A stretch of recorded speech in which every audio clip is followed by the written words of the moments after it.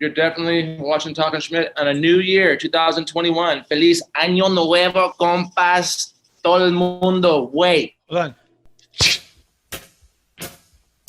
And we are back.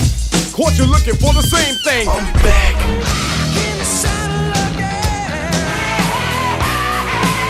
Guess who just got back today? Back on the block. Back in time. back in the days. And I'm back to the basics. You know you like that.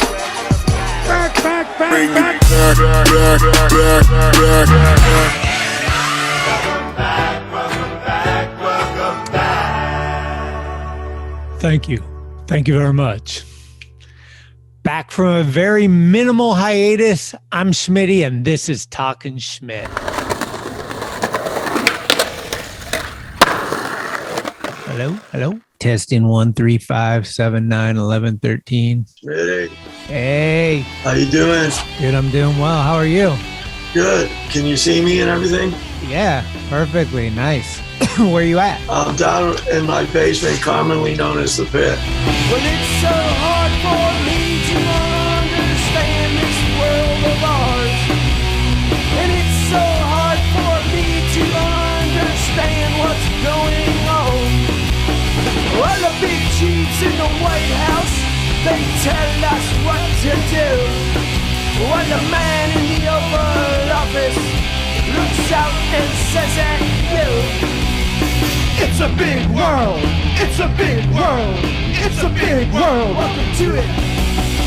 It's a big world, it's a big world, it's a big world, we're glad you're in it.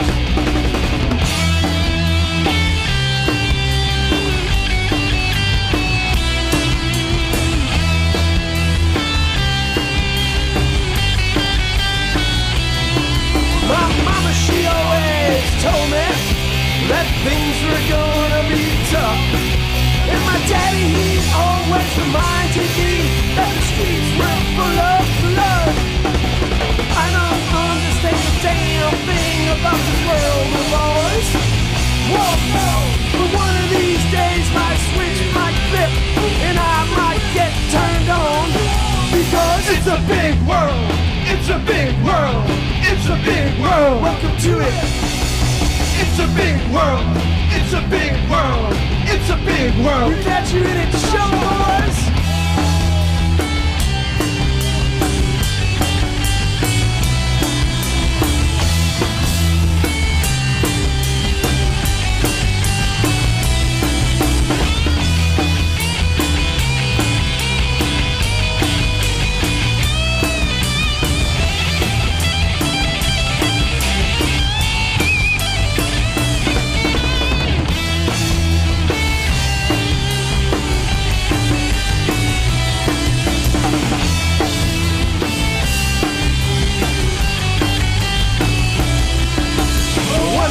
Days I'll take a trip down to Washington, D.C. I'm gonna jump over the White House fence and make somebody free. I don't understand a damn thing about this world of ours. Whoa, no, but one of these days my switch will flip and I will get turned on. Because it's a big world, it's a big world, it's a big world. Welcome to it. It's a big world, it's a big world, it's a big world. We're glad you're in it. Yeah! Thank you! Thank you! Hey, this is Sid, and you're listening to Talkin Schmit. It's cool, like tonight is the night. Here we go again. Just give it the old college turn. Big dog's in. Schmitty. 96 times, Schmitty. Thanks, Schmitty. We on? Schmitty? Talkin Schmit. That's called go to the hospital, bitch. I'd be shit my pants. Your Rolodex is fucking deep. It's about the one. Who's this guy thinks he's tough shit? What's up? We're tastemakers. Come on, Schmitty, what the fuck? Let's hear it for Greg Smith. Yeah!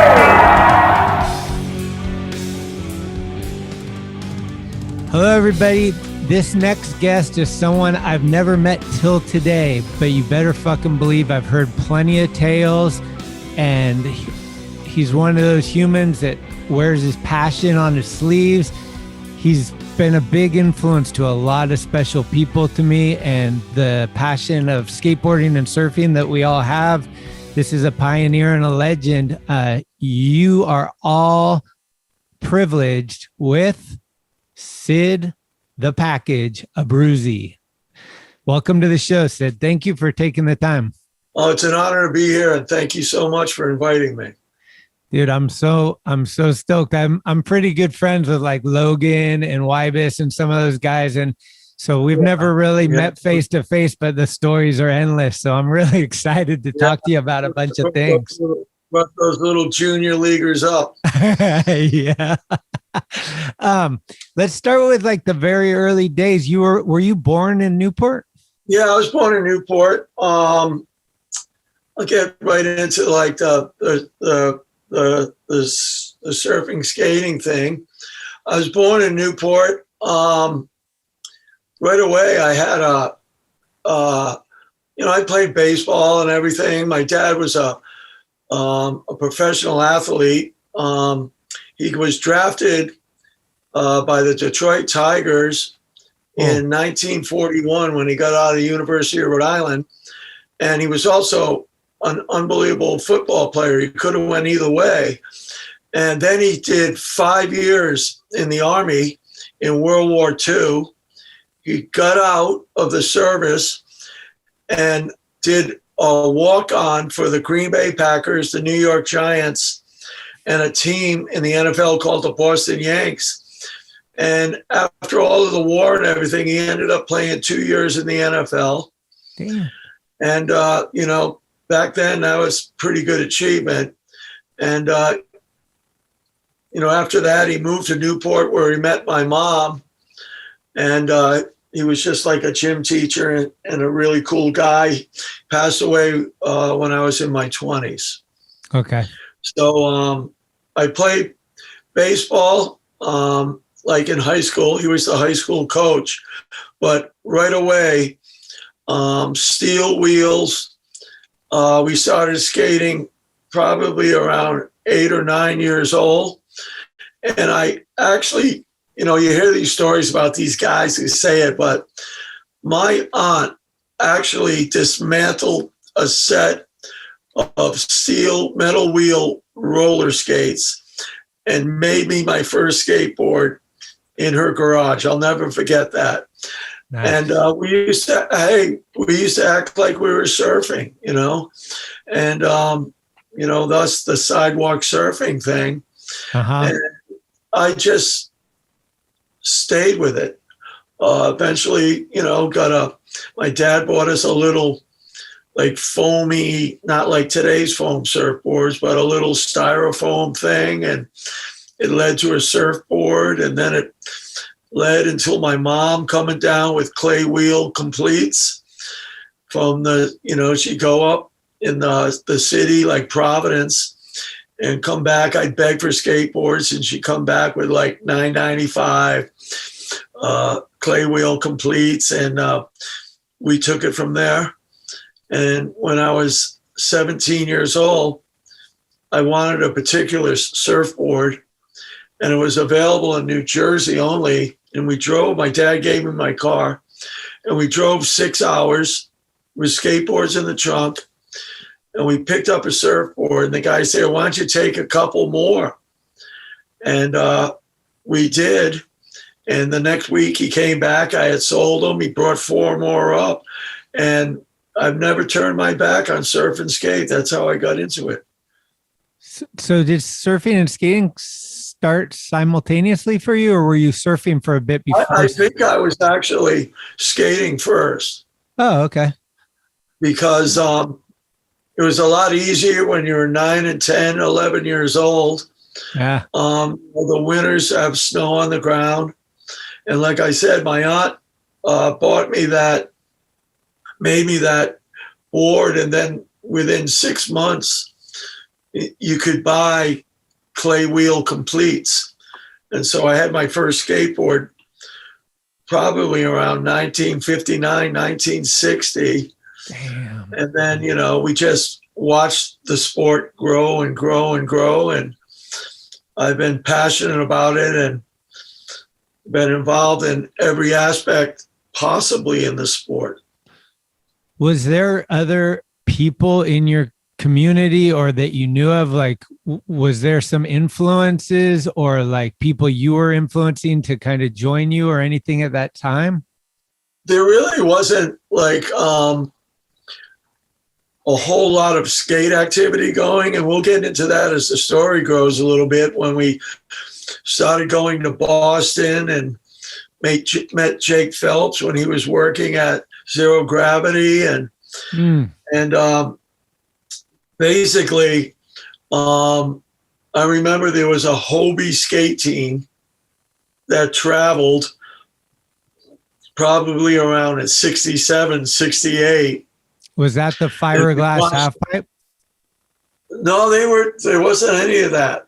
Oh. They were just, like street cruising. Okay. There wasn't any half pipes at all, any full U pipes or anything like that. We brought those in the mid 70s. 70s. Okay. And I was very fortunate, sort of jumping all over the place. But oh, it's good. In my town, there was a guy by the name of Steve Dera.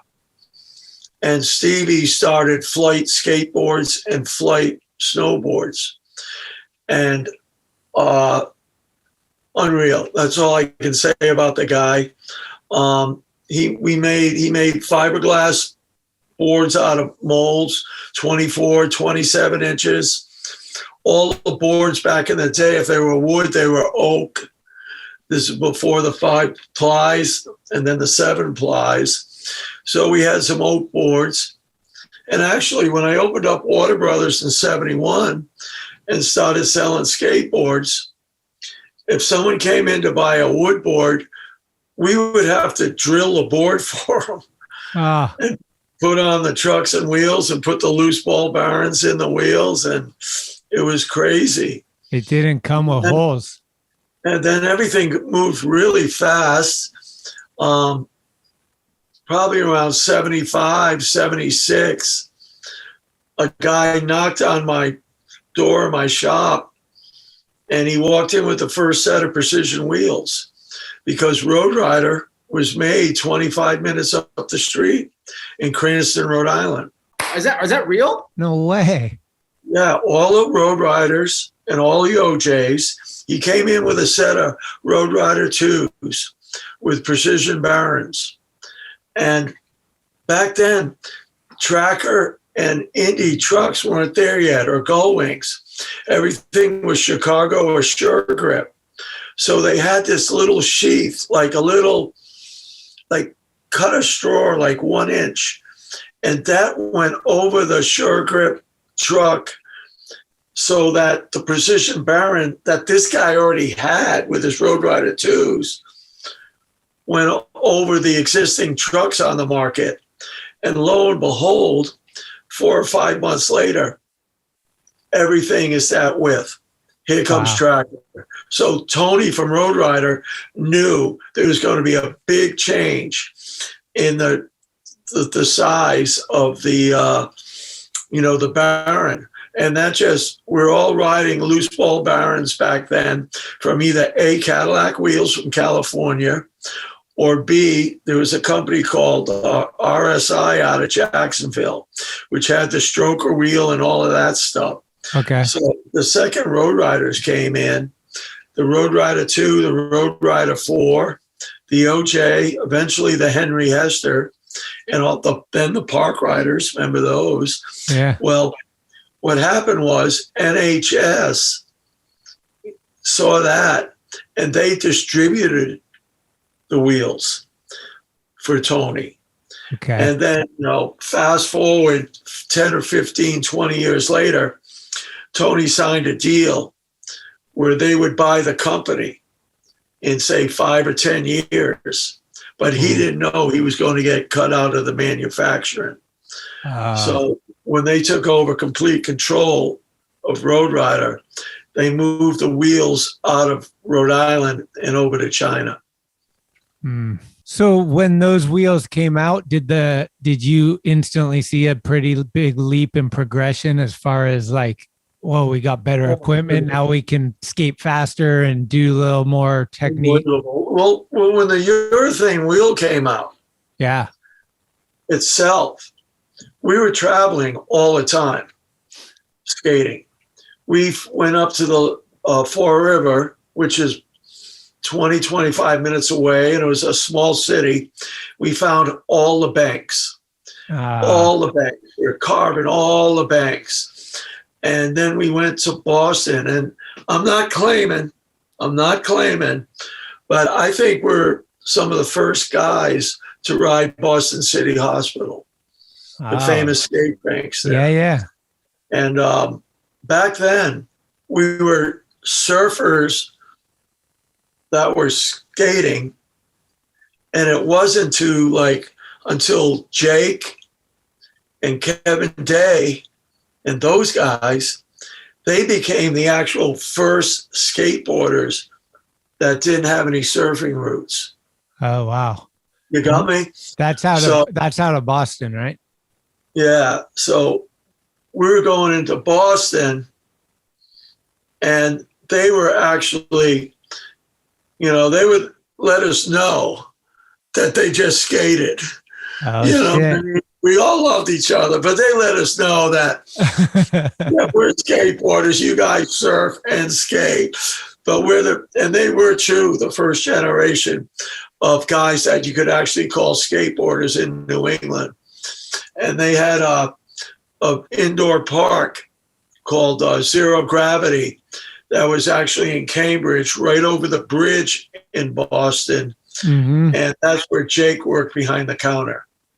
Wow. So you knew Jake at a young age. Yeah, I imagine 15 or 16. Whoa. Something like that. Has he kind of stayed true the whole time? He's got that East Coast kind of like straight approach where he doesn't hold anything back. Has he always been kind of that guy? Never changed. Yeah. Never changed. Right. To you guys, never changed. He was like that when he was a 15-year-old kid. What are you surfers doing here? Just kidding. You know what I mean? Nick. Yep. So that was cool. And what's up with Kevin Day? Jake's talked about him so much. I know he was a huge influence. Kevin Day, big influence, great friend of Jake. And those guys skated the sea pool all the time. Right. The Cambridge pool. Mm-hmm. That's where those guys were legends. They all skated the Cambridge pool.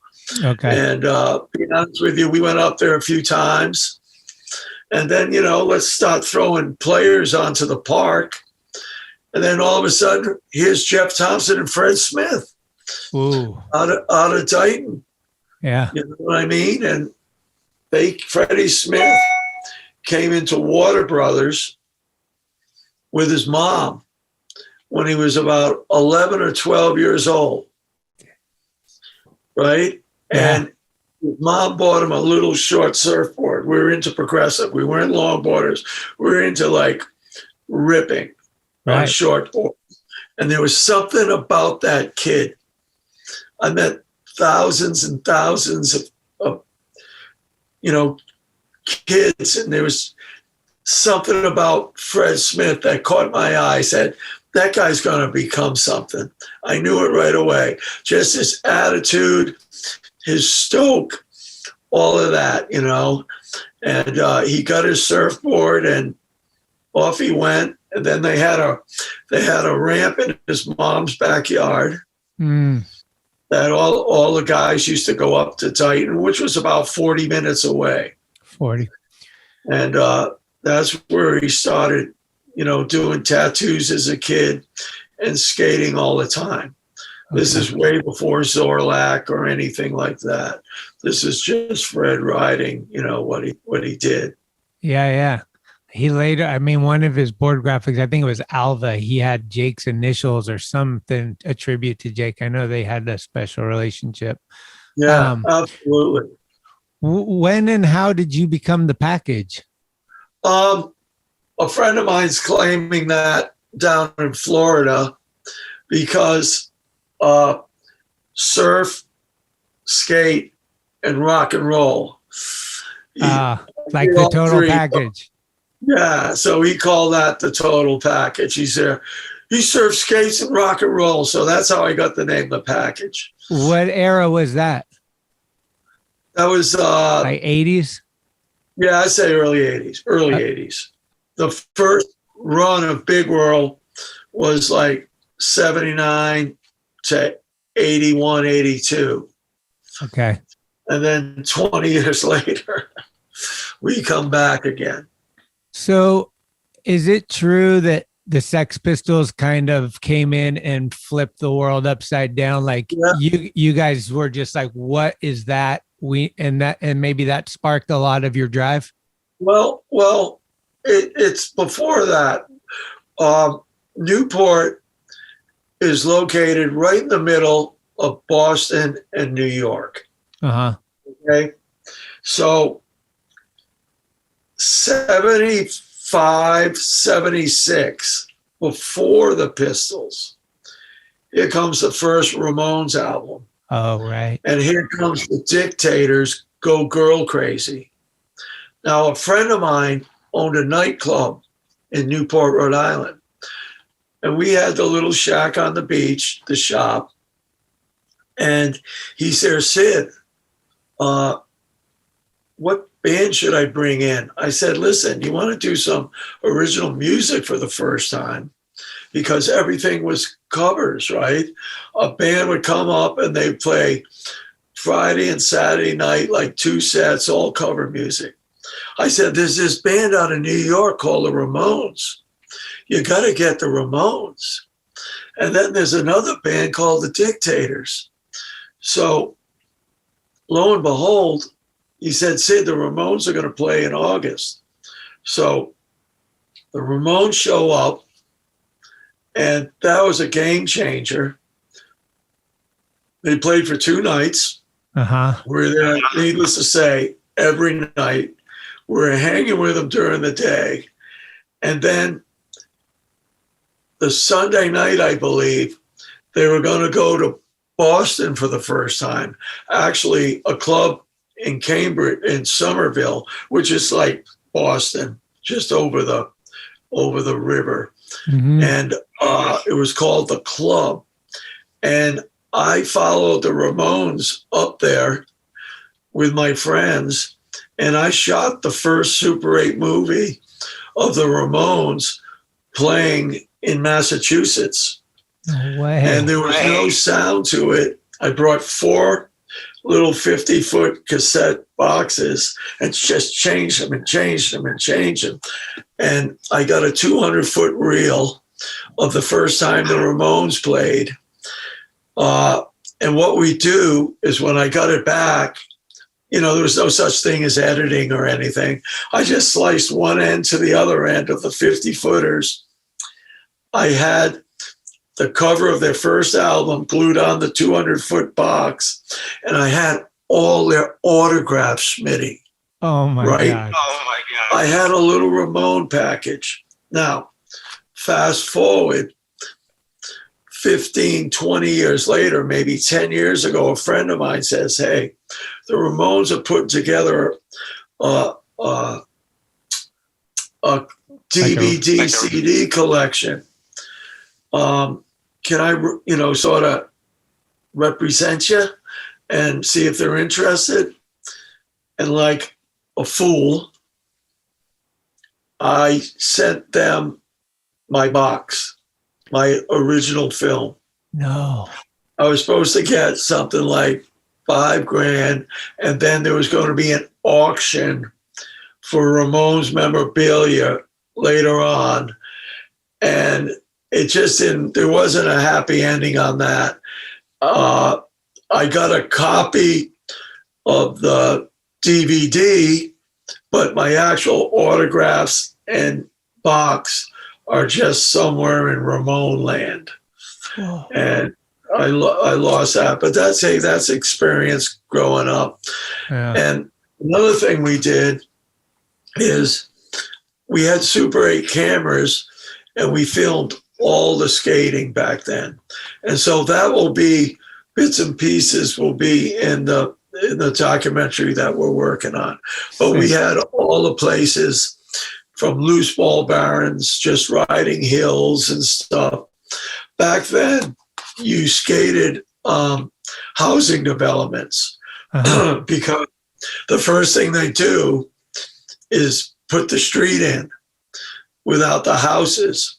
And on our island, there's a lot of hills. So we call one Continental Village, Glen Farm or something. And we go there and just skate in and out the hill and the driveway. So we filmed all of that.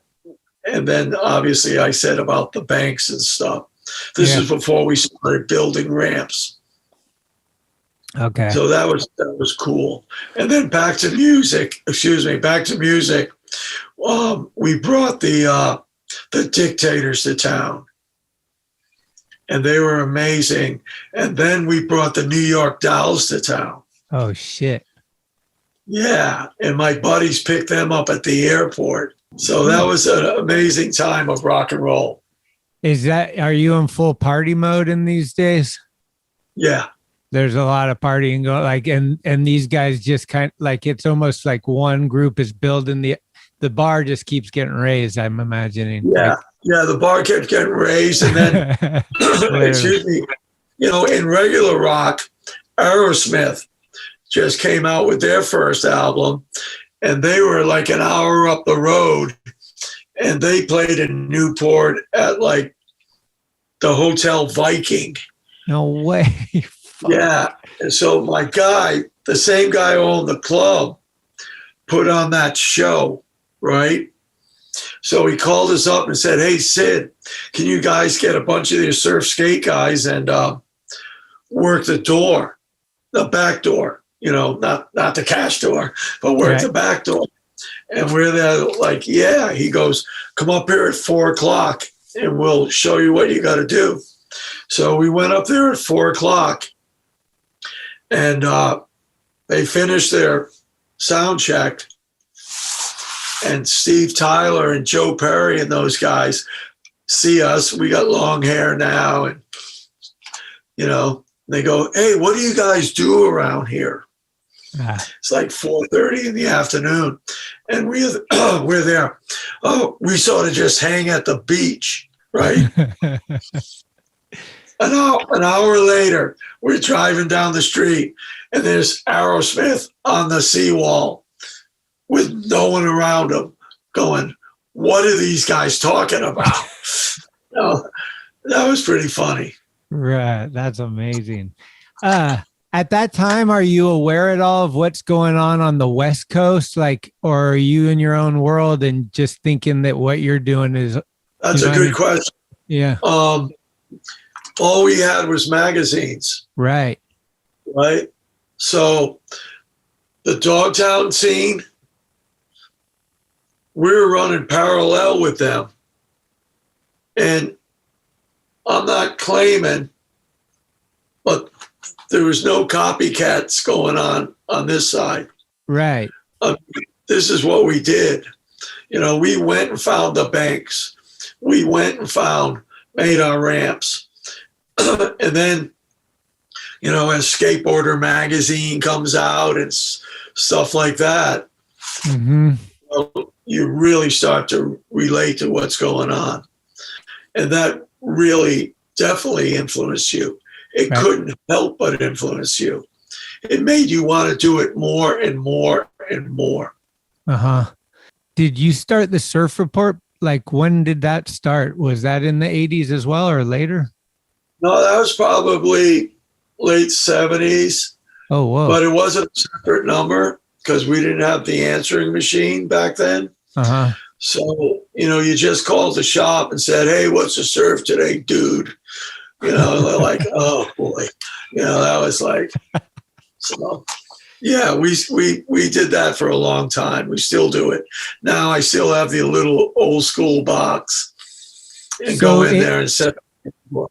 So it evolved, like they would call you in the early days and then you're just like, okay, I got an answering machine. I'll leave like a report on there. And then when they call, it tells you what's going on.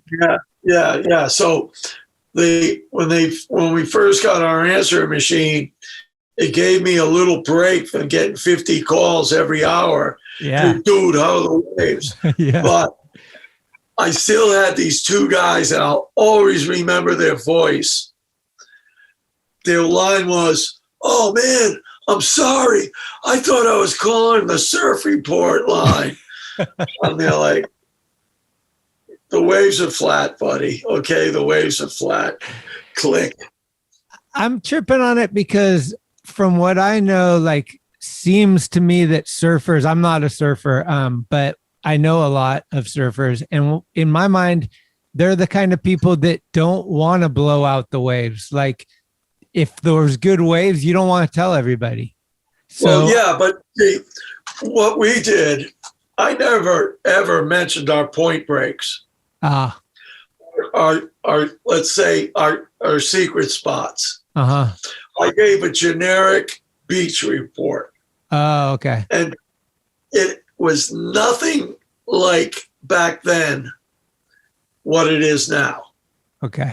Now it is just a mess. It's just it's ridiculously overcrowded, dangerous, and everybody's got to be a surfer. Right. You know, I had somebody come in the shop yesterday and telling me how they're a paddle skater. And I almost didn't make it up the rest of the day. I almost had the big one. You should try it. So it never stops, kid. It never stops. Yeah, I mean, it's similar to skateboarding. It's like, don't ask what you don't want. Don't ask for what you don't want. You want it to get more popular, and then you see its popularity and the effects. I completely agree with your point. We're about as hardcore as you get in protecting our local spots. Our point breaks are sacred, and we don't blow them up. In the 70s, you know, you were out of town, you pulled down the end of that street to surf, a little bit of intimidation going on. Even to this day, a little bit. For sure. But, here it is. It's just generational. The generations change, you know what I mean? Totally. Like the 70s was rough, 80s, the crew was a little rough, the 90s, the crew was rough. They're a little mellower now, the kids. Yeah. Because now they've got all these online reports. You can see the waves before you go. Right. We never had it. Yeah, they got webcams and right. Ridiculous. Do you remember like the first trip you took where you like actually went on a trip because of surfing or skating? Yeah, I mean, well, the skating trips were pretty much, the skateboards were always in the trunk of the car. And it was just a 45-minute ride. When I was 16 years old, my dad let us sleep over a friend of mine who had like a backyard cabin, and we took our buddies, and we had no idea what the conditions were going to be like, and we went surfing. It wasn't until the winter of 69, 70 that I went to Puerto Rico. Oh. So that was that's your first leaving the area and surfing somewhere new. And what's that like for you? Is that a better break or different, or is it just surfing somewhere else? Puerto Rico. Yeah, it was Puerto Rico. You know, and it was what happened was it was during the Vietnam War. Oh fuck! When I graduated from high school, it was scary times. Right. And they had the draft, okay? And the draft operated on it the way where they have 365 days a year. Yep. And then each day of the year where your birthday fell like Powerball or something. They pulled a ping pong ball out of 365, a box of 365 things. And if your birthday fell on one of the, they say the 150, the first 150 days picked, if your birthday was out of them, 99% you were going to get drafted and go to Vietnam. Damn. So when I got out of high school, I was selling surfboards, you know, just in my basement. And I told my parents I would try to go to college. And I went to the University of Rhode Island for like 2 months. And I'll never forget sitting in a dormitory with about 300 dudes. And the night of the draft lottery. Fuck. And wow. Okay. And my August 12th came up 321. So that was like a golden ticket that you weren't going to get drafted. Like, I was like, dude, it would have to be like, oh, hate to say it like this, but all out war before they would even get that far down the list. Uh-huh. And I spoke to my parents. I said, hey, I'm really into the surfing and skating, and I realized baseball was part of life, but I'm going to drop out of school. And I dropped out of college after 2 months and worked a couple part-time jobs. And within 2 months, I was down in Puerto Rico. Oh, stayed there for a couple months, didn't want to go home, ended up in Cocoa Beach, and the rest is history. The following year, I was selling surfboards for the Overland brothers, and they were in Santa Cruz. Uh-huh. So in the fall of 1970, I went to Santa Cruz. Oh, shit. And I stayed there every winter for about a long time. To this day, I still go to Santa Cruz and have great friends and everything like that. I love that. Do you got a favorite spot that you go out to? Like, are you in Capitola or more up north? West Side. I'm a West Side guy. Uh-huh. You know, back in the day, it was, you know, like Wally. A lot of my friends have passed away, and then they're younger than me, but Flea and Barney and Rat Boy and all those guys, they were skating for Consolidated back then, and Birdo, and all those guys are really good friends of mine. Right. So I stay on the West Side with a buddy who has a house over there. Okay. That was originally from Newport, and I got, you know, stay out there, and it's pretty nice. You know, I got married 8 years ago. Okay. So travel time, it's wonderful. Travel time's cut down a little bit. Me and my wife travel when we can, but like the solo guy trip to Santa Cruz, you know, that's all. It's all good. Okay. I'm curious how Santa Cruz, by the way, and you'll see it. I got to send it to you. In 1979, I had my Super 8 camera, and I filmed the Winchester Pro. Wow. At the Pink Ball, and it's unreal. They had doubles, they had everything, and it came out really good. Damn. And I'll send you either tonight or tomorrow. I'll send you a little 3-minute clip of it. It's cool. Dude, the trailer you sent me is really good. Like camera, like, and it was Dane, Jay Smith, Shogo, Kiwi. You got a young Caballero.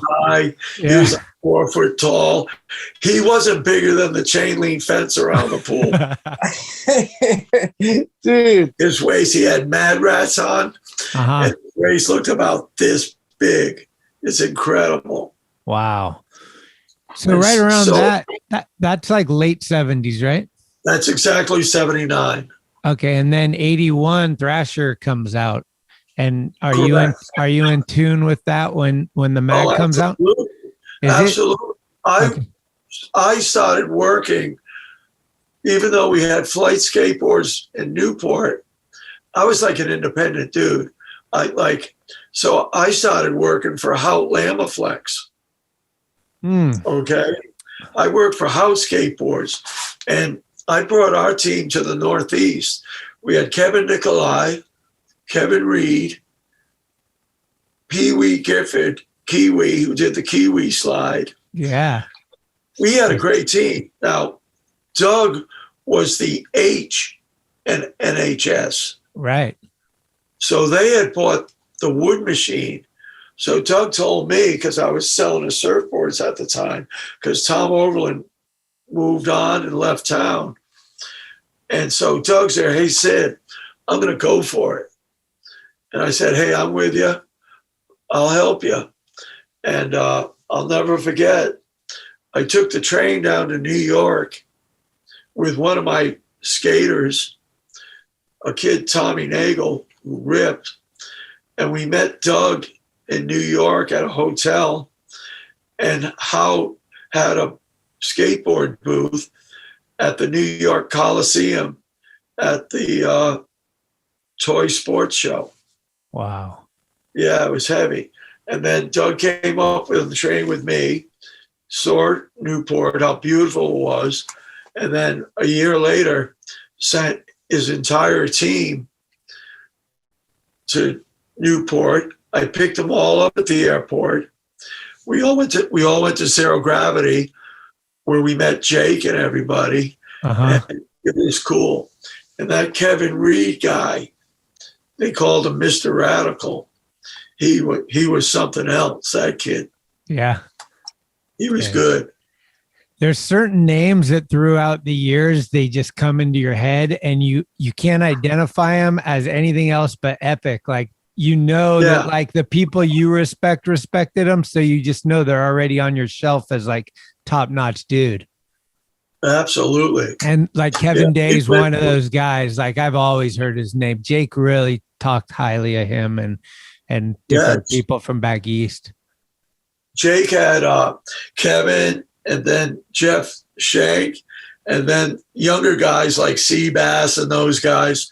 But the guys who are close to 60 now, 55 to 60, Jake had like the serious. There was the guy, the Rekka, who came out too. The Wrecker, Frank. Yeah. And then great guy. And then once Jake got established in California, I all met them all at the Playground skate park. In Connecticut. And Jake came out with all the guys from San Francisco area for a pro contest there. And that was really cool. Getting to see Jake, like maybe 5 or 10 years later, and coming out with a couple of guys. Was it Coco? Yeah, probably. When it came out. And then going into the 90s, Jason Jesse and Julian Stranger, and all those guys started showing up to Newport. Yeah. It was a destination. It became more of like, it went from kind of this secret little gem to more of a like, now it's on everyone's radar. Right. And then to keep it going, I get a phone call and they said, hey, Sid, next summer, there's going to be this thing called the Extreme Games coming to Newport. Right. And I'm there, what? So the first X Games were in Newport. The second X Games were in Newport. I, on record, have the first post X Games party right here. Mom upstairs.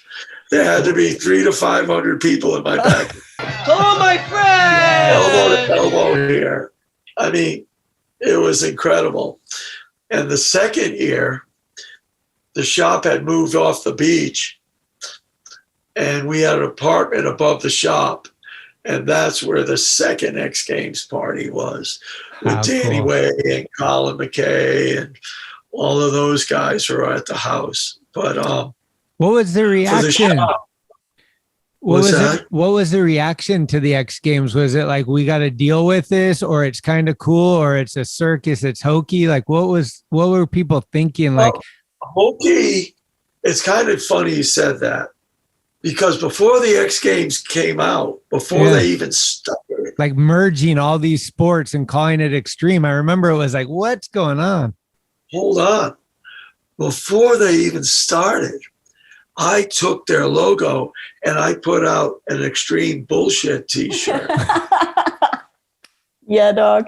Really? Yes. Yeah, I can show it to you in a second. Okay, it's on the rack.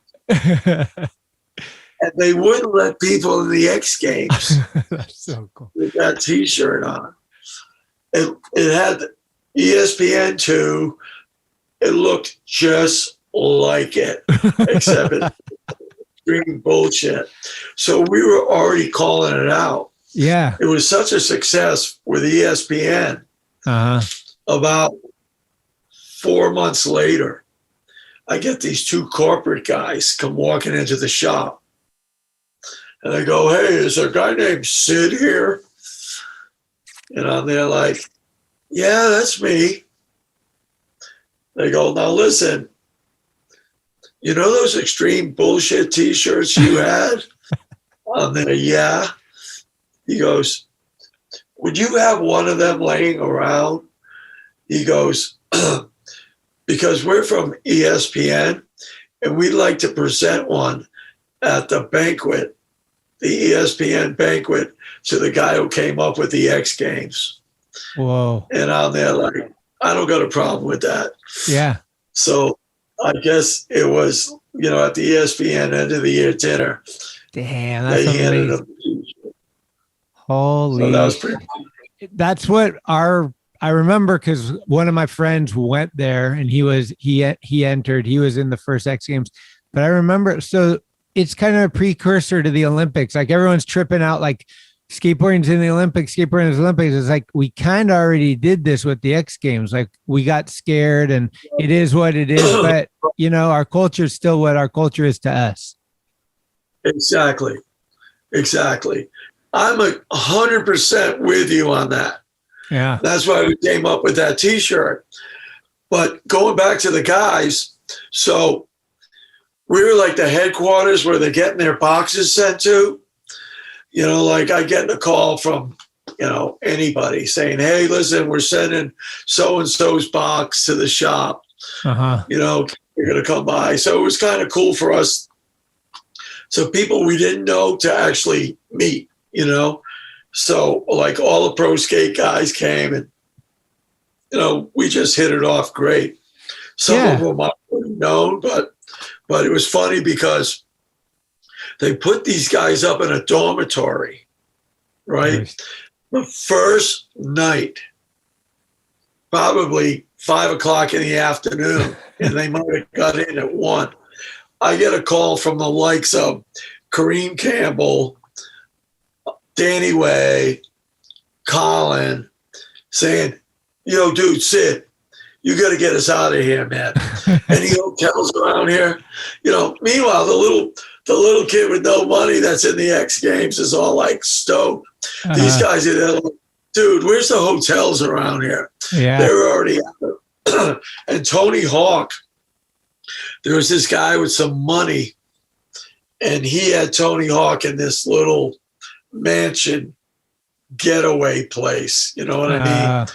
That guy was living large already. You know what I mean? Shit, of course. But all the other guys called me up like, hey, you got to get us a hotel. That was funny. Okay. Are one of these pit parties where Mike V got knocked out? Yeah. Okay. 10 feet from here. That's what I heard about. Was that during the X Games parties or no? Yeah, that was the night of the first X Games party. Okay. The post X Games party. When the X Games got over, say 3 or 4 o'clock in the afternoon, party at my house. And I think there was a helicopter going overhead. I'm telling you, it was wild. And all these guys, they're bringing in kegs. Somebody made Tony Hawk drink out of the beer bong in the back outside the yard.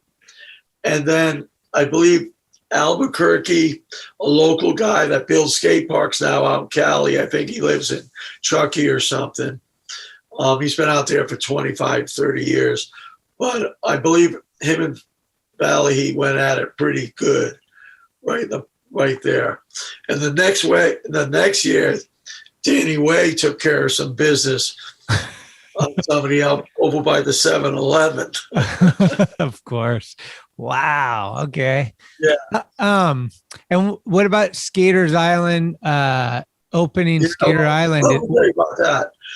Around 87, 88, I built a mini ramp right on the beach next to the shop. Okay. We had the Bones Brigade there in 89. Okay. Little 6-foot ramp right next to the shop.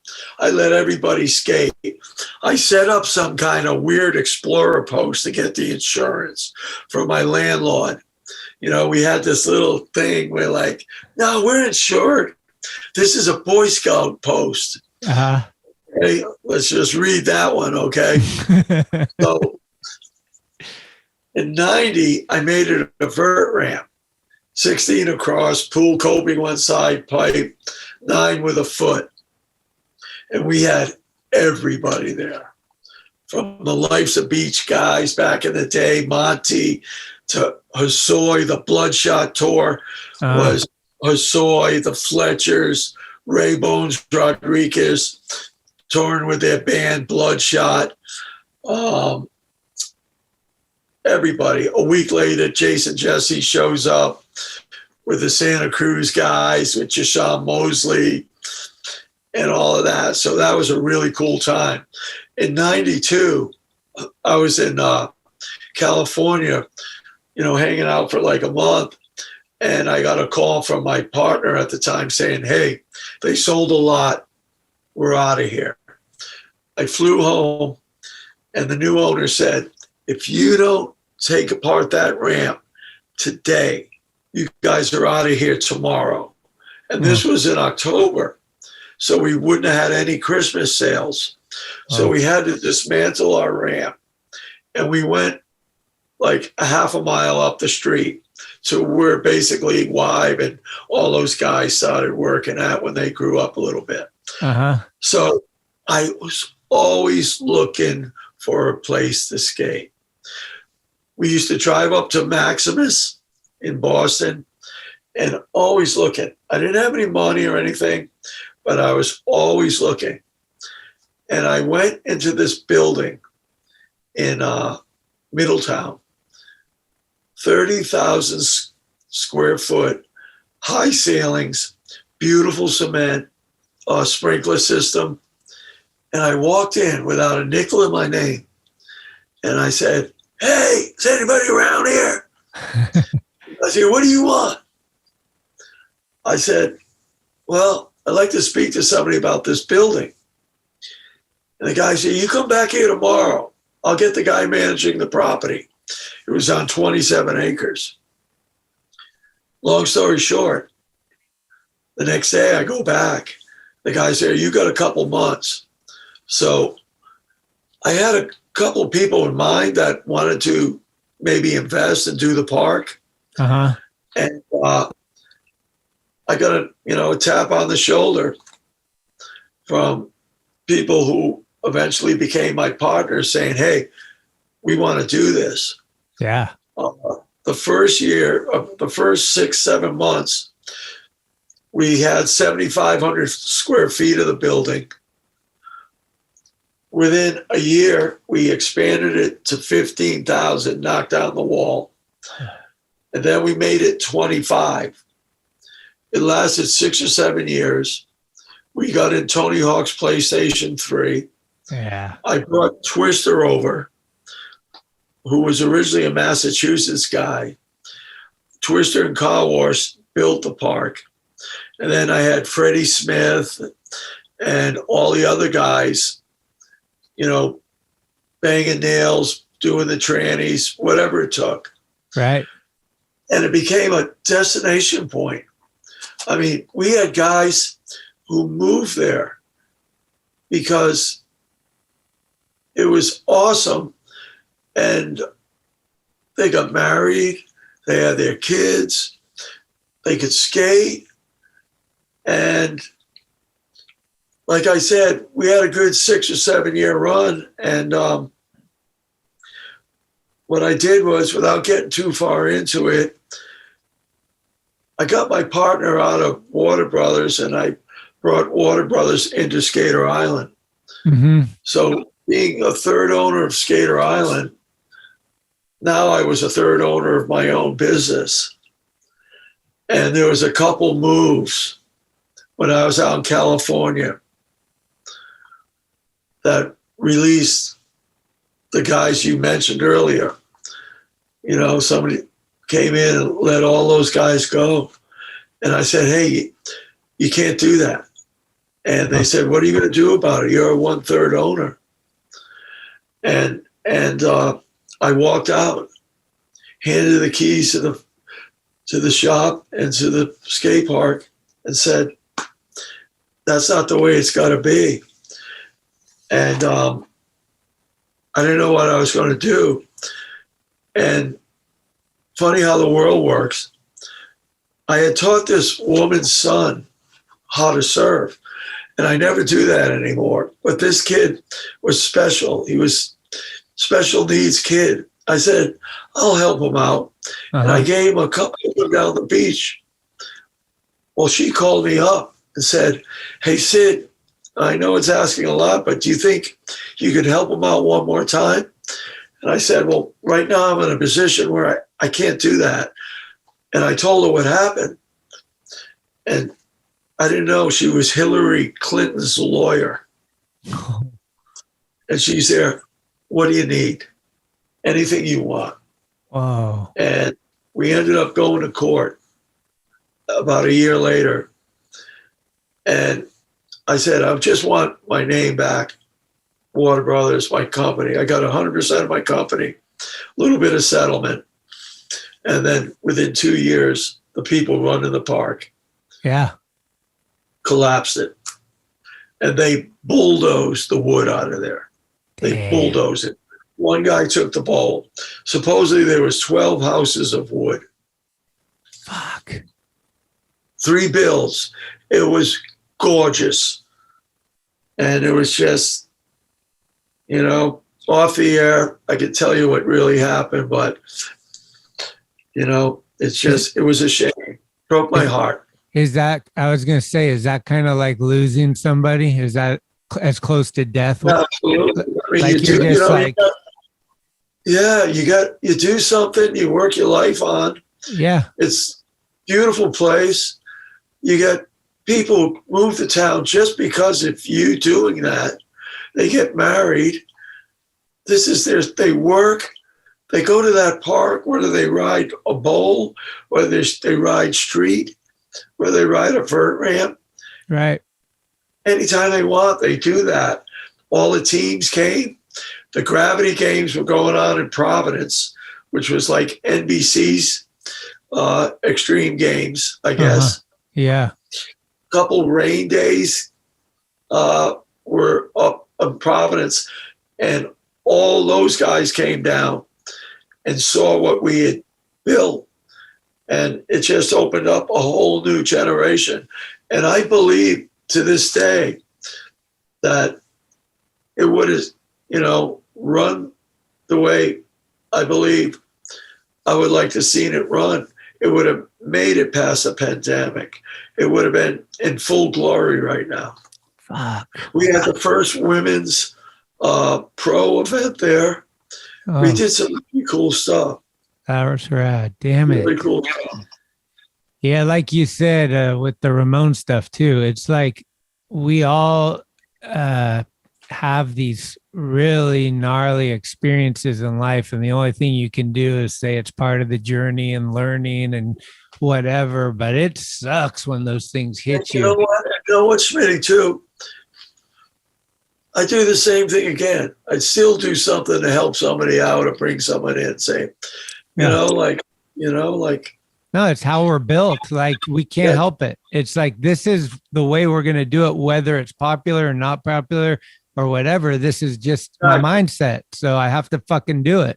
And if I'm going to lose, I lose. But if I don't try, I definitely lose. Oh, I went for a year looking for buildings on my own. Right. You know, on the island. You know, I even looked into like, well, here's a place. It isn't big enough, but I'm also looking at this inflatable dome I can put in.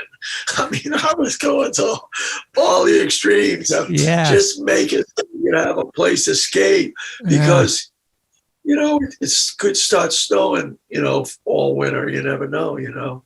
Right. Huh. Skater Island was really cool. And how it got named, I got the tat right there. I was laying in bed and in front of me was the Treasure Island soundtrack album, Treasure Island. Yeah. It was, and I said, Skater Island. And I called my brother up who does graphics. And he did the outline of the pirate map and used the same letters that Treasure Island had on their album. So it's taken from the soundtrack to the movie Treasure Island. Fucking hell. I know so many dudes from back east that was a pivotal place for them and it sparked their... Pivotal. Yeah, I mean, there's dudes like, I don't even know who to name, but definitely dudes that have skated there and not even pushed them to come west. Like, this is bigger than even what I know. And it opened up a lot. And I think, you know, we brought up probably 10 to 12 pros. Yeah. As kids, you know, like. And how cool is that to see the kid not even be able to skate up until he's turning pro and you saw the whole fucking development. Yeah. Great feeling, you know, when you see this kid say, you know, like, yeah, I got my start at Skater Island. And they don't even have to mention my name or anything. Just by saying they get their start at Skater Island is enough for me. You know, all the kids from Dom kid, all the kids from Boston, PJ Ladd, all those guys, Eli, on and on and on. All the Connecticut guys showed up. Yeah. Donnie Barley ran a camp there. You know what I mean? Yeah. Fuck yeah. It was like we're on 27 acres. And you could just sit outside. There was nobody around you. It was really cool. Yeah, I know Greco and Upson and those guys have talked a lot about it and stuff. It's kind of like this mystical thing that I just grew up my whole life on the West Coast. So I hear these things and I know how special it was to some of these people. And I've got all the building of it and so many sessions on high-A cassette. Dude. That, you know, and Wybus and all those guys. Yeah. They all started filming there. They all learned to film and, you know, and then we had bands play there. You know, we had bands at the end. You know, it was just a great place, you know. Mm-hmm. And somebody called me up. I'd open up the doors. My schedule was, for me, I loved it. I'd wake up, say there's no waves. I'd wake up, go to the surf report, drive out to the park, turn up the music, and sweep out the whole park. I loved it. Sweep it all out. I do that around 6:30, 7 o'clock in the morning. I was single. I just do it.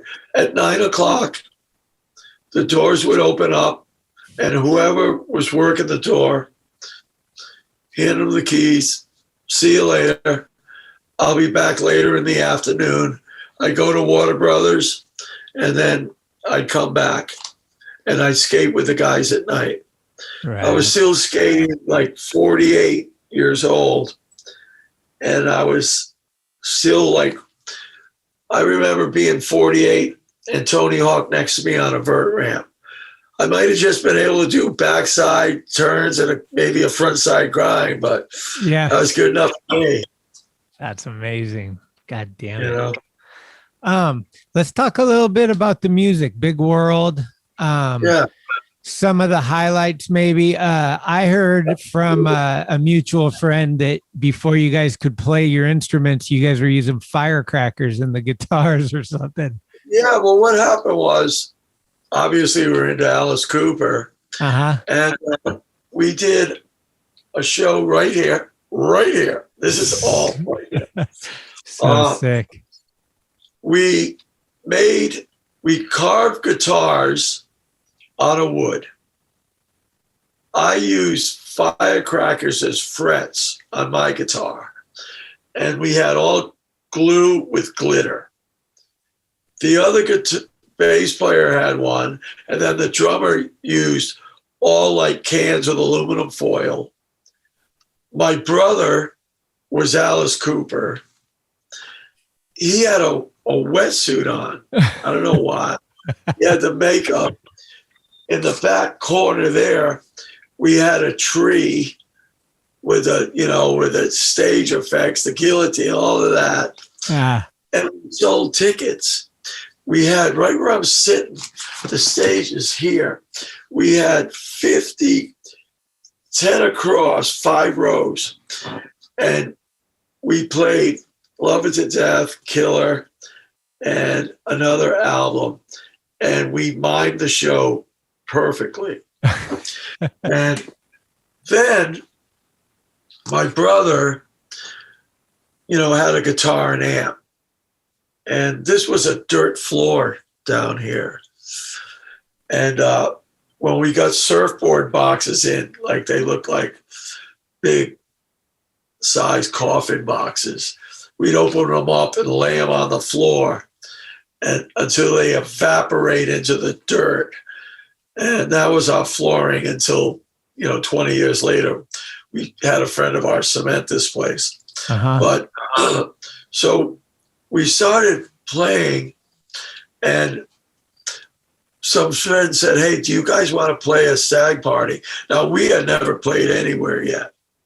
So like 3 of us went there, and I just jumped on stage and started singing. And at the stag party, it was such a sort of a hit that a couple club guys said, "Hey, you guys did it pretty good. Why don't you guys play?"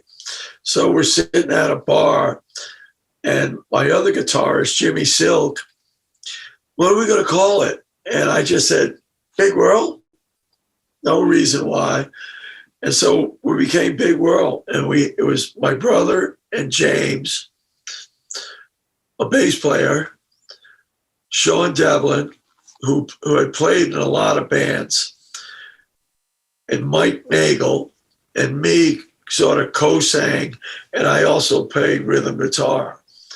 So we started playing out in 79. Okay, and one of the club guys, owners, really liked us. We did some props and we were funny, and we weren't the really serious guys they're used to dealing with. And he gave us shows. We ended up opening up for Iggy Pop twice. We opened up for Joan Jett. Eventually, I took over as singer, and Mike moved on. He just had some problems, and he moved out of the band. So I became the singer. We did Iggy Pop twice, Joan Jett, Oingo Boingo, The Tubes, Wall of Voodoo, Mexican Radio. Yeah. We opened up for these guys. And then we were the only guys in probably all of Rhode Island that opened up for Johnny Thunders. And we opened up for Johnny Thunders like 3 or 4 times. And the reason being, because we were the only band stupid enough to let them use our back line. Okay? And they showed up from New York City. And when I tell you, they had guys with dog collars on and stuff as their roadies, but they weren't even bringing equipment. The drummer, and they would try to walk out with our snare drum, anything that wasn't tied down with it. Like, wait a minute, guys, you guys didn't bring anything. Yeah. So we opened up with Thunders a bunch, and then we opened up for Gang War, which was Johnny Thunders and Wayne Kramer. Oh, whoa. MC5. Sick. Yeah, I didn't know about that. They toured together. Huh. So we opened up for those guys. But we did Iggy Pop twice.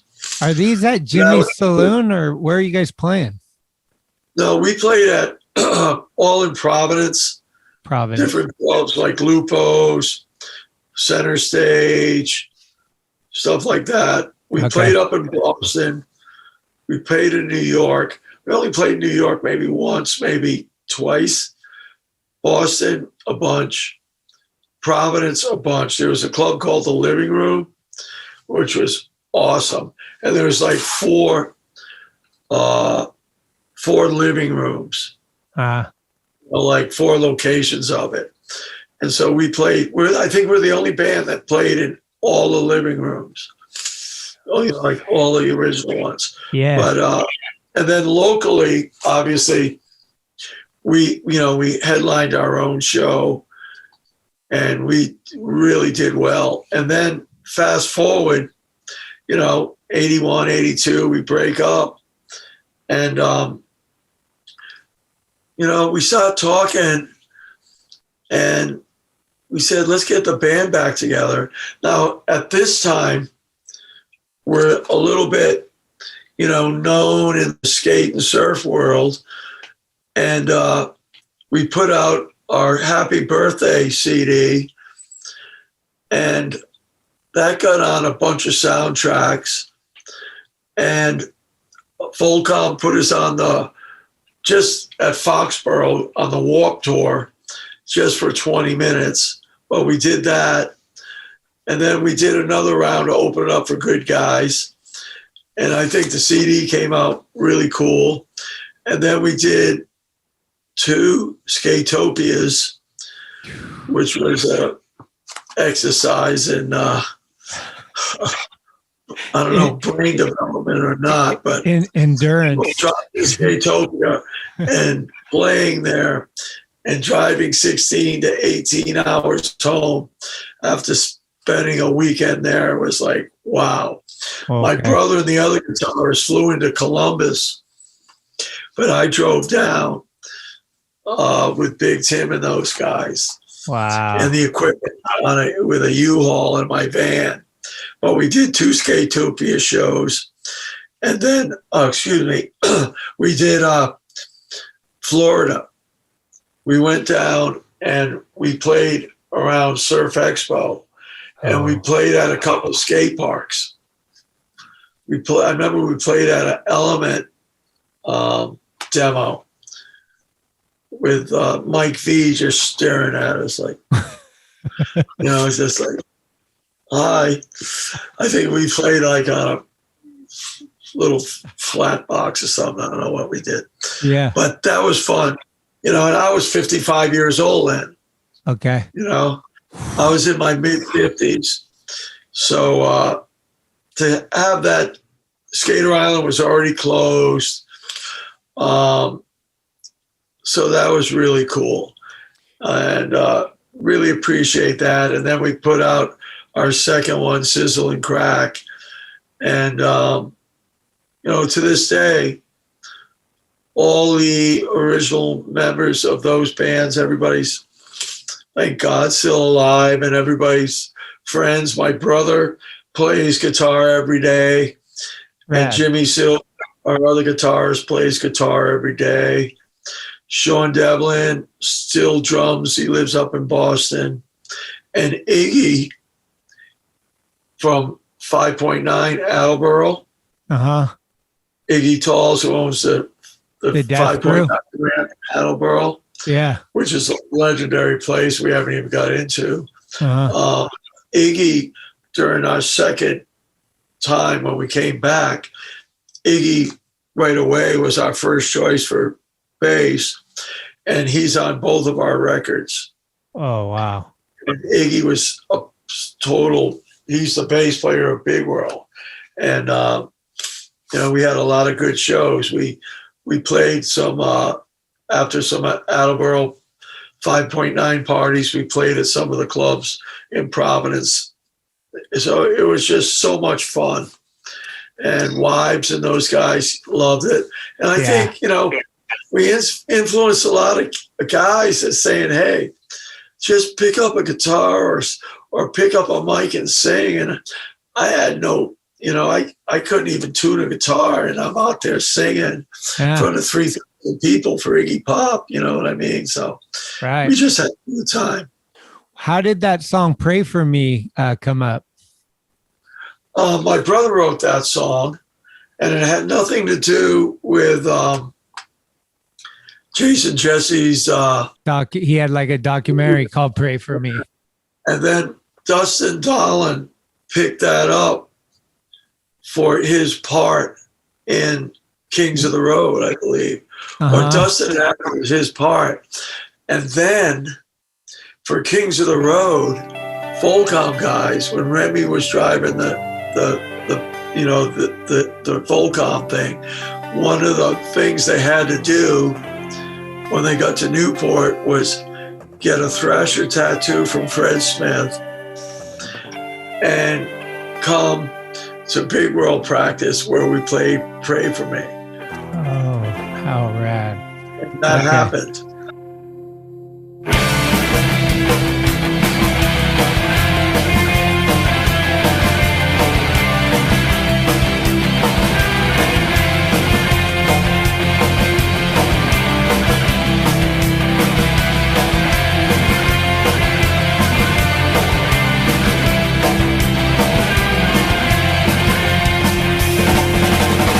When it's time to meet my maker, will I change my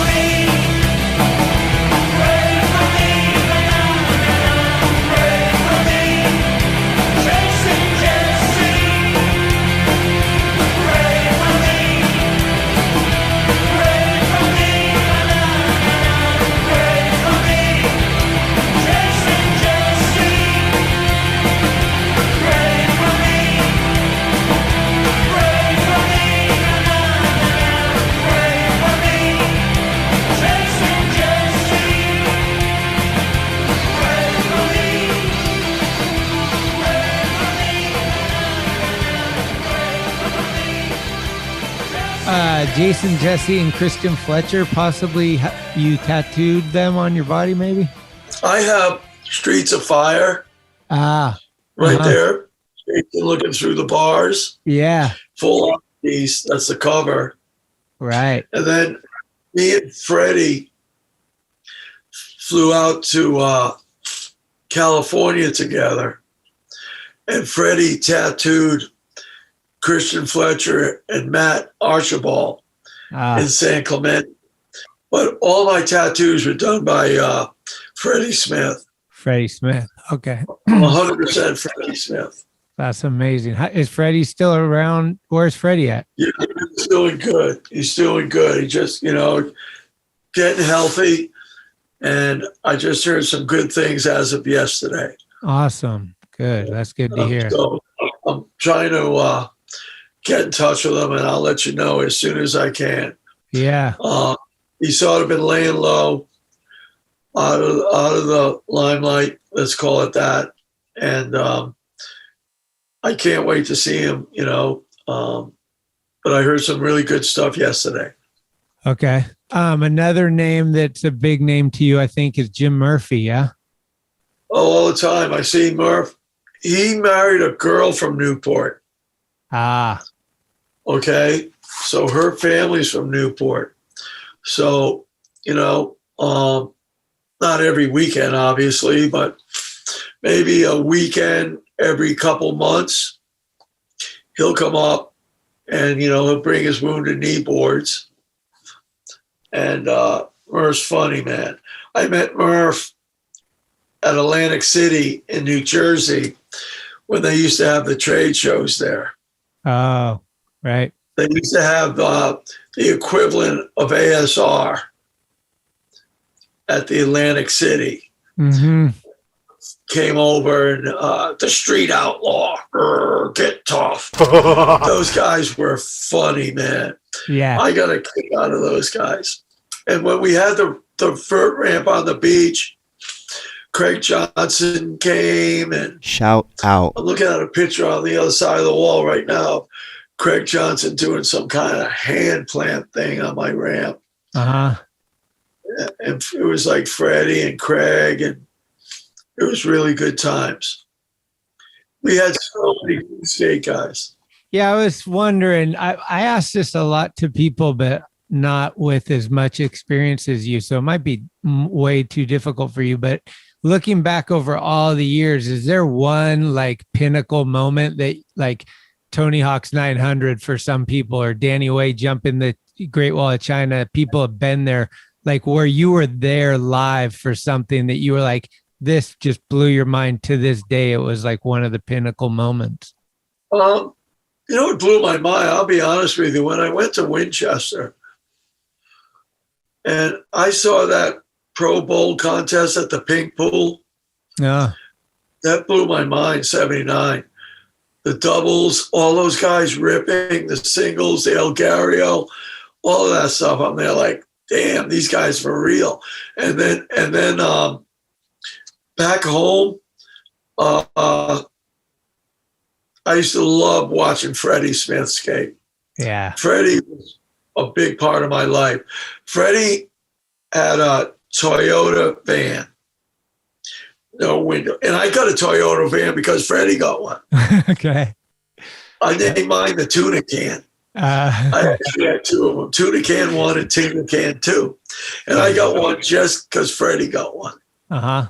Freddie's MO was, whether it be Rick's ramp, which is a vert ramp in a backyard in Newport, in Middletown, in a field, or my ramp on the beach, which happened a couple of years after Rick's went down. Freddie would pull in his Toyota white van and just sit in the van. And everybody's saying, Fred Smith's here. Fred Smith's here. Yeah. I could go up there and say, hey, Fred. But everybody would just be like waiting. Fred would just do the slow knee pad on. And like 15 minutes before dark, you got me. Freddie would go up the stairs to the ramp and he'd skate 20 minutes. And every time he did that, I got goosebumps. So sick. I used to love watching Freddie. He was so smooth, man. And he's a good surfer, too. He hardly ever, surf, but he just has this style, this skate style that's just fluid and smooth. And his skating and everything just is really good. I really enjoyed watching Fred Smith grow up. Yeah, he's legend, icon. It's kind of funny. Like, I'm older than these guys, and I've always been older than these guys. But I've always looked up to them like I'm younger than them, because I really appreciate what these guys do and stuff like that. So I know that feeling. I used to love Freddie skating, man. I used to love watching Freddie skate. Okay. And then, back home, we had, we're pivotal, like Stevie Dara, the old flight factories where we made skateboards. We basically had our own little Z-Fex company in garages. And what we did was you couldn't have more than 5 gallons of resin legally on a premises. And we would rent these garages and he would set up hit and run factories that would last for like six months. Wow. And you could just smell the resin and the wood and the earth coming out of these garages in these neighborhoods back in the 70s. And that was the birth of flight skateboards and flight snowboards. Okay. Now, flight snowboards, okay, everybody thinks that Sims and Burton were like the snowboard guys. Well, Stevie Dara in Newport, Rhode Island, flight skateboards and obviously flight snowboards were the first snowboard company to put metal edges, P-Tex, and high back bindings on a board. So in other words, that's a snowboard. Right. And so I believe, not to get into this, but a company, I think Quicksilver bought a bunch of snowboard companies and they took out a giant ad saying the real father of snowboarding, Steve Dara of flight, and they named his first. So it was kind of cool having that as one of your best friends. And boy, he could skate too. We'd go skating all the time. And he was a really good skater, great designer. His skateboards were he was the first guy when the boards went to 10 inches or 9 inches to do the cutaways. Like you saw the wheel cutout that everybody had back then. Dara was the first guy to do that. Damn. Oh, that's so I got some boards that, that got a great collection of boards like that. Okay. Hey, I just got a little bit more I wanted to talk to you about, but could we take a quick piss break? Sure, no problem. Yeah, I'll be right back. I got some grip tape I need to return, and there's something wrong with this board I bought. I can't ollie on it. The thing won't ollie. Can't get off the fucking ground on this thing. I want a fucking refund. Ignition Skate Shop, 420 West Grant Street, Lancaster, PA. Head on down to your local shop. Ask Blood Wizard Skateboards. Or visit bloodwizard.com for all your conjuring needs. Hey, it's Corey at Blue Plate, 3218 Mission Street. Come see us. Meatloaf, fried chicken, deviled eggs, Dollar Olympia beers. We're here every day of the week. We got a garden and we got smiles on our faces. Come let us make you happy. Hey, Schmitty, do you remember the centerfold of Slap Magazine of Chris Markovich ollieing off? It looked like a set of stairs going up to a landing and then landing on a big red box truck. It was the centerfold. And that was at our our shop, and that was our rental truck. And it's so classic. And that's when he was touring for Duff's. And the Duff's team used to say, everybody in the 90s came and stayed on the second floor of the shop. Uh-huh. That's where Logan, all those guys lived up there for a while, and I let all the skate teams came up. Okay. Well, Markovich stayed the weekend up there with Duff's, and they're about to leave. And this guy had something in the back of his mind the whole time. Uh-huh. And you got to go find that. And I don't have the picture here. I'll dig it up. He ollied, he pumped, ollied over the rail, landed on the bread box truck, which said Water Brothers on it with a skeleton guy. And we used to have surfboard rentals in it and drive down to the beach. That was a crazy scene for about a year or so. And then ollied off the truck. Well, who's the guy? Lance or Dawes, D-A-W-E-S? Lance Dawes. Yeah, so Lance was there, and Lance filmed it. Okay. And I filmed it. Well, Lance went to New York like that afternoon, and he forgot he had that on that particular tape and filmed over it. Oh. And so I have the only existing tape of that. Oh, shit. And I once in a while, I'll post it up and stuff like that. But that was another highlight. We're talking about highlights. That was pretty funny. Damn. And next to us, there was a bar, Jimmy's Saloon. Right. It was a Sunday. And all the drinkers are watching the football game. Uh-huh. And hey, you got to look at this nut outside here at the Water Brother apartment trying to ollie off our truck. And we must have had 60 people like looking at him. And he must have tried 10 times. He was a bloody mess. And he did it until he pulled it off that kid. Markovich in the 90s. Yeah, he's gnarly. He was going for it for sure. Oh, okay. I'll dig that photo up. We can fucking throw it in there. Centerfold and slap. Okay. I know Dawes. I'll hit him up and he probably remembers what issue or whatever. What about the urban legend of you getting kidnapped and waking up at Skatopia? Yeah, that's sort of like a late decision on my part. It felt like a kidnapping. It really actually wasn't, but I mean, I don't even think I packed a bag.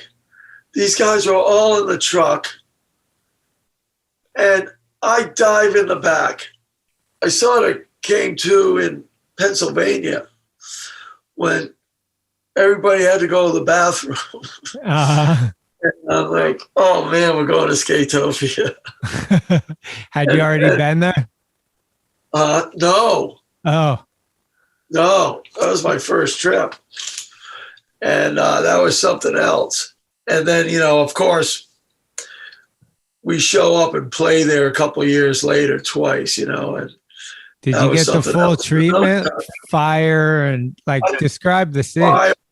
What happened one time we're playing over the grease pit, the bowels or something he called his kitchen. And we're playing, and you name it's going on. We're on the second floor playing, and it gets to be a grease fire on his grill.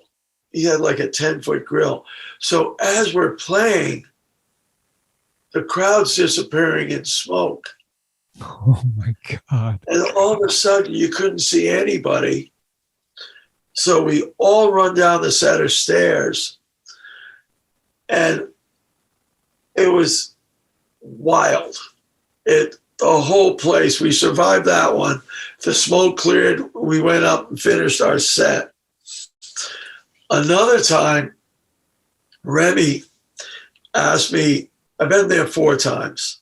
I think you should get a pin for going there 4 times. Yeah. Or just twice, you should get a pin.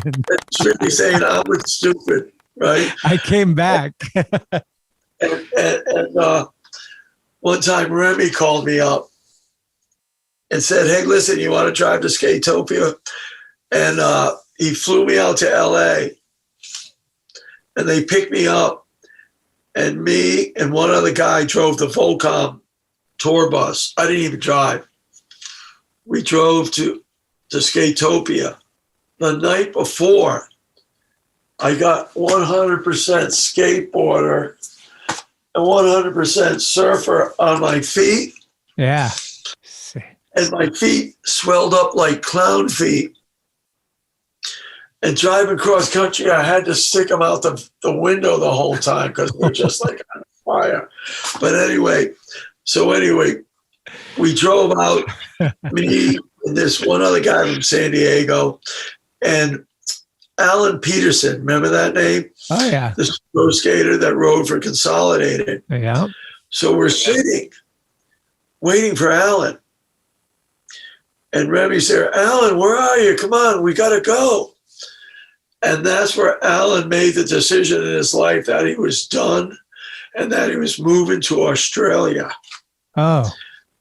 And he let us know that he was moving to Australia with his girl, and that was it.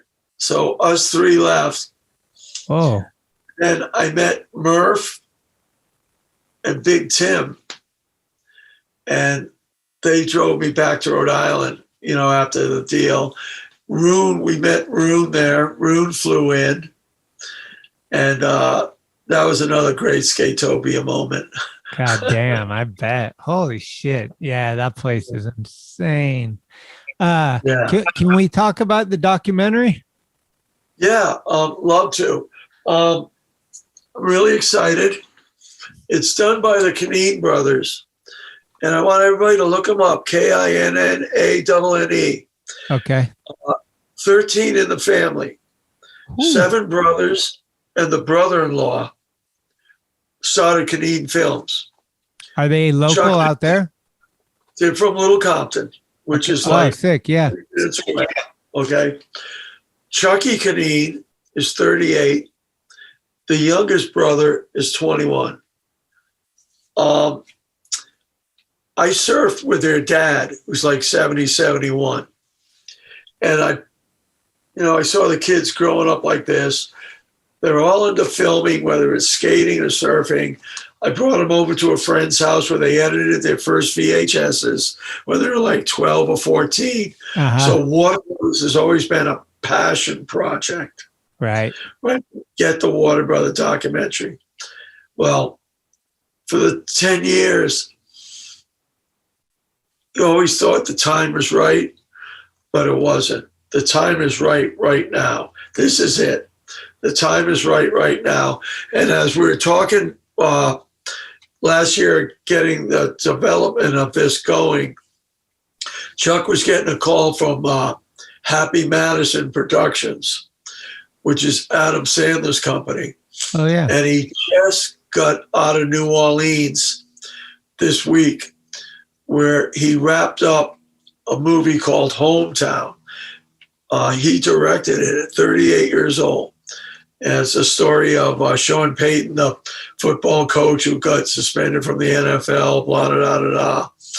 And Chucky with Kevin James. And Chucky got the job. He's wrapping that up, and we're filming that. We start all the interviews, all our vintage footage of everything we discussed. Everything is on. It's all getting put on like 4K. A really great process. Yeah. The 70s is all Super 8 film. The 80s is like VHS 1 and 2. The 90s is all high 8 cassette. Mm-hmm. So all of that's being super quality. We're going to go out to Santa Cruz in about 2 months to do some location filming and some interviews. Cocoa Beach. Area interviews here with like Freddie and the guys, couple fishermen. Yeah. Then about 4 months of editing, and we hope to see it. It's going to go to all the festivals. And then what we want to do is unique. is go like on a surf and skate tour with the movie. Ooh. You know, play it at a couple of events and be there and stuff like that. So yeah. It's called Water Brother, and it's. I'm really excited. It looks good, man. I got to see a special little trailer, and the quality is amazing, and just the whole vibe of it is very like pull you in style, where you're like, okay, I'm sold like right away. You're like, I need more of this. People get goosebumps and tearing up. You can just feel passion. I mean, when there's passion, you can feel it. And this is definitely has it. And the story is, I mean, I can't imagine the editing process. It must be very difficult to take like all this and put it into this package. I think the guys are shooting for an hour 20 to an hour 40. Perfect. You know, they call it a full feature documentary. Okay. So I'm really excited about that. And so is the thought that it could be out in 2022 at the festivals? Are you trying to do it by next year? All realistically, I know Chuck. I got a really positive email from him saying, I'm wrapping up New Orleans. I'm done, with the Sandler production.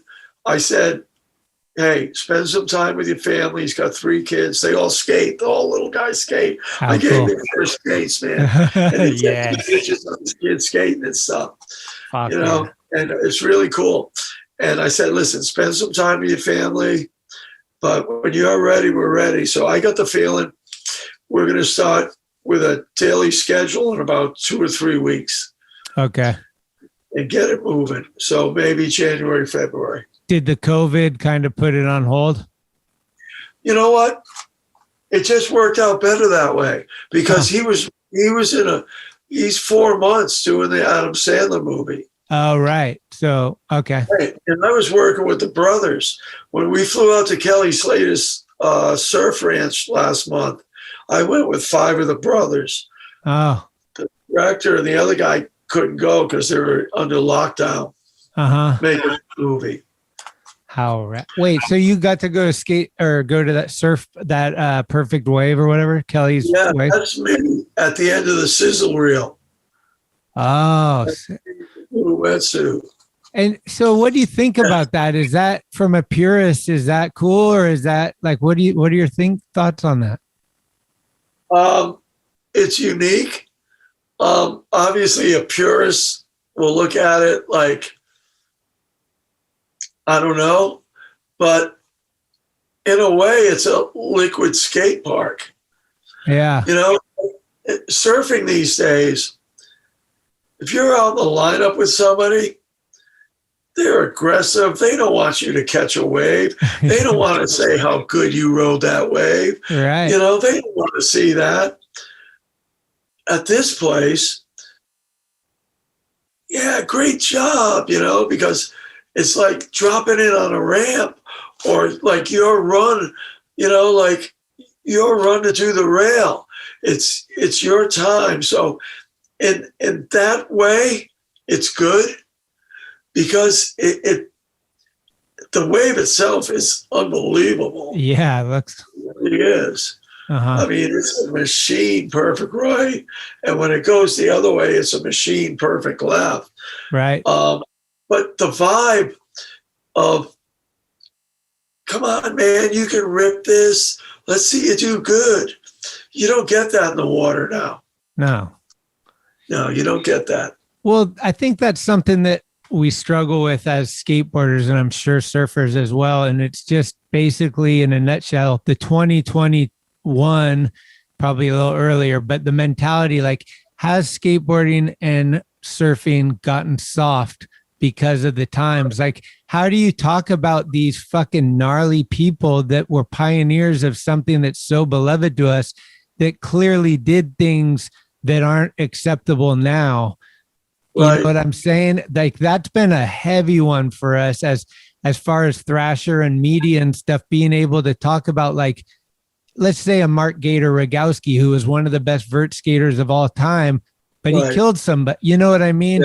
and just all these different things that are like you said, the showing up at the skate park, like, hey, it's Skate Wednesday. Like, that ain't cool, dude. That's not what we're about. Like, we don't, you want to be in the water and feel the vibe, because that whole thing is why we do it. And you don't do it. We put in the time. We earned our badges. Like, we earned the respect to be here. You did not. And like, there's something to be said about that, right? Right. And you know what? I'm going to get back, Schmitty. That's one thing I love about skateboarding is, let's say the 5.9 bowl, there'll be 50 people around that bowl during his big parties and stuff like that. And everybody is behind every ride, you know, like, yeah. And, you know, just to see that is why I love skateboarding so much. You know, it's like everybody's pushing each other. They're behind each other. And it just, you know, it makes great friendship, great progression for the sport. And that's why I love skateboarding. I really do. I love, like, whether it's being next to somebody on a ramp or watching somebody street skate, slapping them five, like the camaraderie, I can't say it. It's just, it's what makes skateboarding. And will we lose that at the Olympics? Because you can't hold on. I mean, at the X Games, they had microphones on and like, you can't talk to this guy and don't do that. And that wasn't real. You know what I mean? That's one problem. Yeah, no, I know. You know? I'm wondering if that's going to be a train wreck or an ongoing situation. It'll be interesting. I mean, as a skateboarder, though, we have to watch it. Whether you like it or not, you have to see it. It's history, so you have to see how it unravels. You got to. It's your job. The crew of you know, all the shenanigans and all the crew of different derelicts and all the people that have come through your shop and stuff. I got a list of names, and they're pretty funny. It's Dennis the Cabbie, Store Detective, Corkery, Wall Street, Ernie Bag of Glue, Brown Tornado, and Mary Picka Paper. Mary Picka Paper. Yeah. These are kind of the locals that have just hung out from time in the shop, huh? Either that or they walk by the shop every day. Dennis the Cabbie was just a classic sort of homeless guy that, you know, we sort of kept an eye on, you know what I mean? And Mary Picka Paper was a lady who just walked around, picked up every piece of paper in front of the shop, and, you know, and then she would put it all in a old pizza box you might find on the street and just put it all in our front door, like saying, okay, now you guys throw this away. Oh yeah. So we had some, you know, and like one thing we some of our nickname tags are so funny, like the Brown Tornado. Jeff, we had the Jobless Clothing Company, a big skate company back in the day. They were great. They all lived in Newport. Their factory was Providence and Fall River. And they called me up and said, hey, Sid, we're moving. We need someone to clean up our factory after we get everything out of there. And I said, well, I got one guy. And he went there and he did it like a 8-hour job in like 2 hours. And there used to be an old ad called the White Tornado, who was a detergent cleaner or something. And this guy's a Portuguese guy. And they said, who was that? I said, it was the Brown Tornado. That was kind of funny. So stuff like that. And that's, you know, another thing, we're fortunate enough to have that. And then we had, what's his name? Shep was always running around Rhode Island, the Obey guy. He was around. He used to screen our clothes, actually. He used to I used to go up to his house and pick up my stuff. He was our silk screener before he became famous and everything. Okay. Sick, dude. Man, I could talk to you forever. The stories are endless. I appreciate your time. We usually end the show with like, you can pick any song that we could play at the end. Like whatever. If you went into a bar and there's a jukebox there with every song you ever wanted, which one are you going to click on? Let's play Leonard Skinner's Simple Man. Okay. Fuck yeah. What are your thoughts on the great American band question, as far as like, we got Aerosmith, like you said, that's kind of the notoriety. We got Van Halen, we got Ramones, Black Flag, Bad Brains, different bands that have, who do you think is like the most impactful for the history of American bands? Well, you know, when Tyler and all those guys started wearing all the scarves and everything, they lost me. So I think for me, it's the Ramones. Ramones. I don't know. You know, I mean, I love outlaw country. I love all types of music, but out of that listing that you just threw at me, yeah, you know, the Ramones and Dictators in the 70s were very influential. Okay. Very influential. Hell yeah. Well, dude, thank you so much. And please stay in touch with me as far as this gets developed. I'm happy to help you promote it from my end in any way I can. I can't wait to see it. I'm definitely down. If you guys do a tour, let me know. I want to come check that out. Like, it's gonna be sick, dude. Congratulations on that. And also, I'd be super honored if you have a Water Brothers sticker for the wall. I'll get that. I'll get you a couple T-shirts. That'd be amazing. And I can send you some stuff in return too. Send me your address. Okay, we will do that. It's been an honor, dude. Thank you so much. I really appreciate it. The best. We can keep going, kid. Yeah, absolutely. Cheers. For that. To be continued. Okay, take care. Keep the wheels greased. Yeah, we got it. Keep it rolling. All right, bye-bye. Bye-bye. Thank you for listening to another episode of Talkin Schmit. You can subscribe to the show on iTunes, Anchor, Spotify, or anywhere you get your podcasts. When you subscribe, you'll get notifications every Tuesday of new episodes the minute they become available. Also, please leave reviews and a 5-star rating.